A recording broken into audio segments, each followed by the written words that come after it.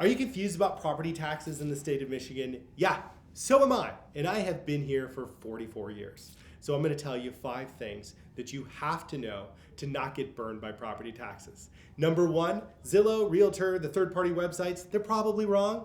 The taxes that they put up there might not be up to date. They might not be getting the right information. And if you purchase the property, the taxes are sure to change. So that brings me to number 2. Understand what the taxes are going to be when you purchase the property. If somebody has been living in the home for 50 years, their taxes have not gone up that much. But when you buy it, you're going to get reassessed. I have had people call me when their payments have gone up $700 and said, Dan, I can't even afford this home anymore. And I'm like, what? You got bad advice or no advice at all. Your lender didn't tell you, your realtor didn't tell you, and you didn't check out what your property taxes were going to be. Number 3, where you live in what school district determines how much you will pay in taxes.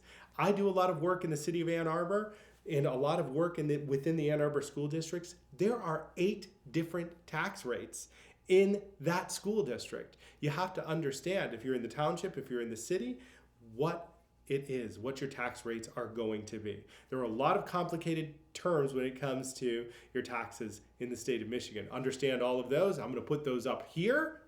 I'm also going to give you access to a downloadable flyer on my website, spotlighthometeam.com. And it's a good place to say, hey, if you like this video and you're learning a lot, make sure you subscribe to my channel. I'm not done yet though. Number 4, the services you get from your property taxes could vary wherever you're at. So just because you're paying a lower tax rate doesn't mean that it's going to be lower in the end.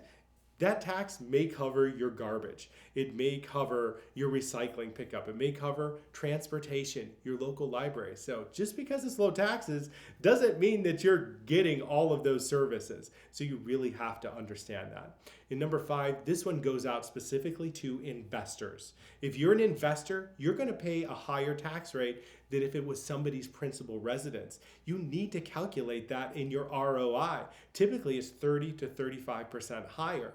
Where I work a lot in the city of Ann Arbor, taxes are so high, by the time you get your renter in there and your taxes adjust or get reassessed, you could be underwater losing money every month. The best advice I can get, do your research. Call up Dan. I'm going to help you out. I'm going to help you figure out your taxes and make sure you don't get burned. Hey, if you like the advice you're getting here, please subscribe to my channel or go to spotlighthometeam.com to learn more.